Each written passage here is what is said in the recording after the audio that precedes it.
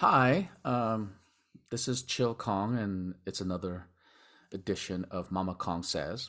So, again, this is mostly written, and this is the YouTube and audio version of what I usually write for Mama Kong, um, the audiobook version, I guess. Uh, so, please listen. Again, if you do like, please subscribe here, and here we go. I was going to do a Mama Kong post about this past weekend, but I needed to write this first. October 29th was my father's birthday. As I spent the morning with friends from the Council of Korean American event this past Sunday, October 29th, and in the whirlwind of people confirming lasting connections while another finished her long goodbye, I found myself thinking about my father. The sad reality, I knew so little about him. I wrote a poem musing on his life, mostly guesses of what he saw and what he thought, or what I thought he saw and thought. I'll add the poem, a link at the end of this description. He rarely spoke. I can count the conversations that my father and I had on both hands. We spoke mostly in artillery fire, short grunts that spoke of minefields hidden in our heads. I often wondered if our efficient use of words would be different if I learned Korean when I was younger, but that is a regret I will have to live with. What little I know, I learned from MommaKong. Like so many K dramas where secrets are held for the sake of love or marriage or both, so many secrets were held from MommaKong and her family. Apparently, my grandfather on my mother's side had an inkling of a few of these secrets. Those secrets are for another story. But what you need to know was that my grandfather was against the marriage. He thought my father was slow. That idea made my mother and I laugh. The word around town was that my father was the smartest kid in school.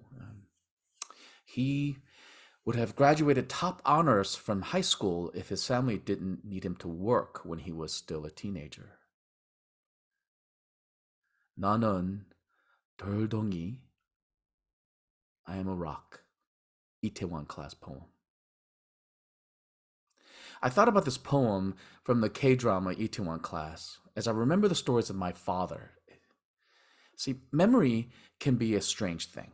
It can play with facts and often replace moments with assumptions or even hopes that we can make order of the chaos of what you think you know. My grandfather thought of my father's quiet strength as idiocy, but my mother saw it as a rock. She gave up everything for my father and braced against that quiet strength. My father was MommaKong's anchor, as she was mine. He was not perfect, my father. I saw the little ways that he dismissed MommaKong, expecting her to cook and clean, expecting her to prioritize his needs before hers, expecting and expecting more. He was a product of his age. I realized I did resent him for the way he treated MommaKong. As the rock in the family, he had earned a few allowances, but I always cringed at his thoughtlessness around my mother. Then I realized that that wasn't the full picture either. Many of you have seen MommaKong in her St. John outfit. She had recently taken to wearing them out more often. At first, I thought it was just a way for her to air out her old clothes and add a little bling in her day to day. I know she had more than one St. John outfit, but I didn't know how many she had. See, my father didn't express his love. I'm not even sure he expressed his hate, but he definitely did not show the highest expression of joy. Okay, he never expressed anything above a meh. But on my father's birthday, when we visited his grave, Mama Kong talked to him about the CKA gala. Mostly, she focused on the gold St. John she wore on that evening. It was the fourth out of 10 that my father got for her. Out of 10. I finally understood why she loved wearing them so much. He may not have said the words that many K-dramas build up to. 나는 좋아요. 나는 사랑해. He did not say these things. Instead, he showed her these things in the expensive gifts he gave her, expensive gifts that she would eventually wear to a gala with her son. I am not one to believe in the importance of dollar amounts in gifts. I tend to focus on finding something special, something simple, something with meaning to the person I'm giving. I am in the it's the thought that counts camp, but the gift giver and the gift they give needs context. Context for how they were raised, context on cultural expectations, context on love language. My father was a quiet man from simple means. He expressed his love in the dollar value of the gifts he gave.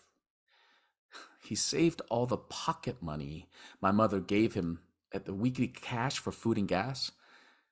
He saved from that allowance to purchase a St. John's outfit for my mother each year for 10 years until his stroke.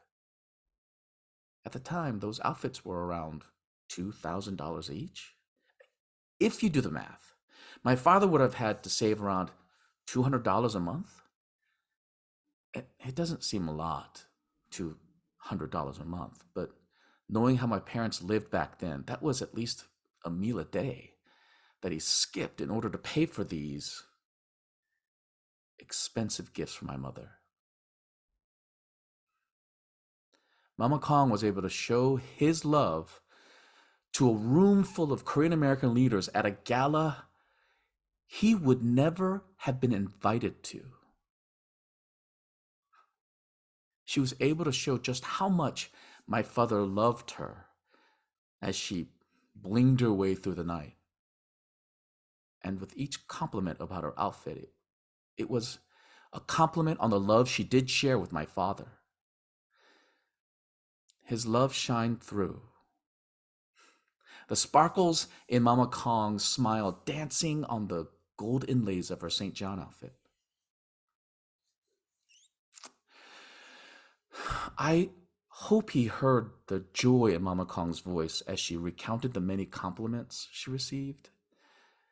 I hope he heard how many people now know how much she was loved. Happy birthday, Dad. You were and always be Mama Kong's rock.